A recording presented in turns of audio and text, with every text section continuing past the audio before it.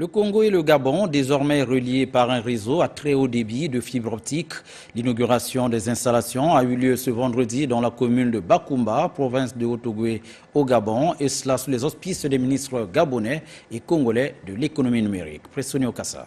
L'inauguration de cette infrastructure d'interconnexion entre les républiques du Congo et gabonaise. Lancée depuis 2011, les travaux de cette infrastructure sont l'œuvre des projets CAB 3 et CAB 4. Cette interconnexion entre la République sœur du Congo et le Gabon permettra d'avoir un troisième point de connectivité à l'international, en plus des câbles existants déjà.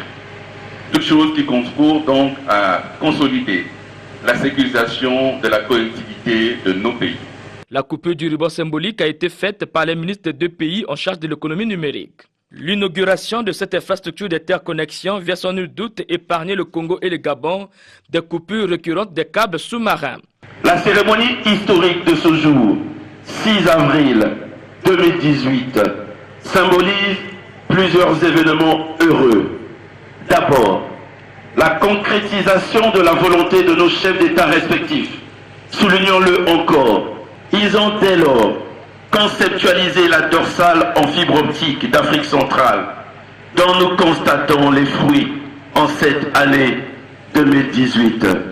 Ensuite, l'interconnexion entre nos deux pays permettra à nos entreprises, qu'elles soient nationales ou internationales, de collaborer plus efficacement, plus vite et de créer de la valeur ajoutée pour tous. Pour se rassurer de la fiabilité du réseau, les deux ministres ont eu droit à la visite guidée de cette infrastructure. Nous avons 2 câbles et nous avons maintenant plusieurs chemins. À supposer que le câble ACE soit coupé du côté de Libreville.